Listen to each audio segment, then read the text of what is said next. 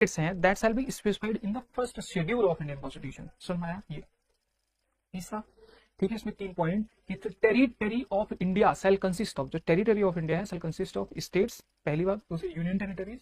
और तीसरी बात कि the parts which shall be acquired in future, मतलब कि ऐसा कोई पार्ट जो फ्यूचर में एक्वायर किया जाएगा भारत के अंदर रहेगा तो वो, ठीक है, तो वो भी रहेगा। तो इस बात का ध्यान रखना। देखो क्या कि इंडिया अर्थात भारत जो है वो राज्यों का संघ होगा। हिंदी मीडियम वाले बच्चे मैं माफी चाहूंगा यहाँ पे, देखो ठीक है, मैंने वैसे हिंदी में बोला है सारा, कोई इंग्लिश में थोड़ी ना बोल रहा हूं मैं। तो राज्य और उनके राज्य क्षेत्र प्रथम सूची में क्या होंगे, विनिर्दिष्ट होंगे। अच्छा, भारत का राज्य क्षेत्र निम्नलिखित से बनेगा। क्या? पहली बात राज्यों के क्षेत्र, इसमें क्या होंगे बताओ, राज्य होंगे। और क्या होंगे प्रथम सूची में निर्दिष्ट, अरे कुछ नहीं, ये तो पढ़ना ही नहीं है, ये क्या, संघ राज्य क्षेत्र, यूनियन टेरिटरी। और क्या होंगे ऐसे अन्य क्षेत्र जो अर्जित किए जाएंगे। अब मुझे आप बताओ, यहाँ पे लिखा है राज्यों का संघ। अब ऐसा प्रश्न आएगा कि जो राज्यों का संघ है और जो भारत का राज्य क्षेत्र है, जो भारत का राज्य क्षेत्र है, दोनों में बड़ा कौन सा है?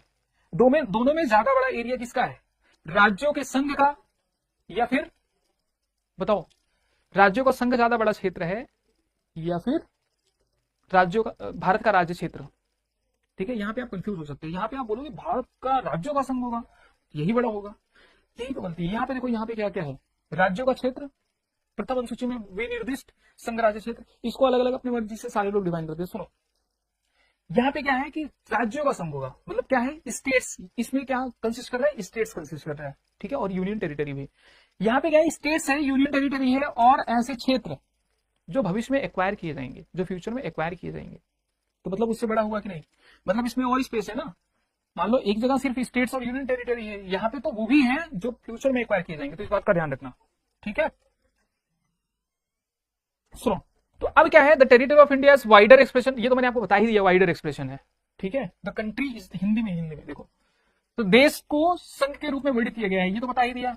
अंबेडकर जी ने किसको, कौन से वाक्य को प्रेफर किया बताओ, यूनियन टेरिटरी को, रादर फेडरल को। ठीक है, भारतीय राज्य अविनाशी राज्यों का संघ।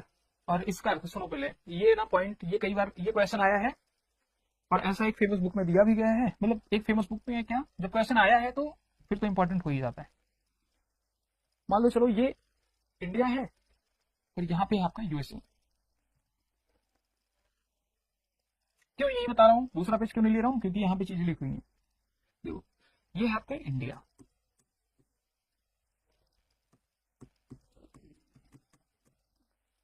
ये क्या है बताओ, ये यूएसए है।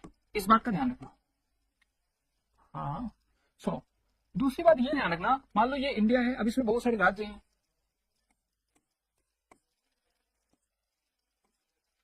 अरे ये तो मतलब ऐसा थोड़ी ना है कि दो राज्य की बाउंड्री एक दूसरे में टच करेंगे।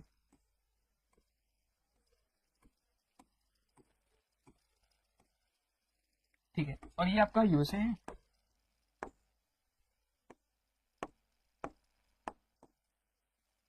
ठीक है, अब ये उसके स्टेट्स हो सकते हैं, वो फिलहाल आपका वो कुछ भी हो सकता है, नूनावट हो सकता है, साउथ डकोटा, नॉर्थ डकोटा, मतलब कोई भी स्टेट हो सकते हैं, कैलिफोर्निया हो सकता है।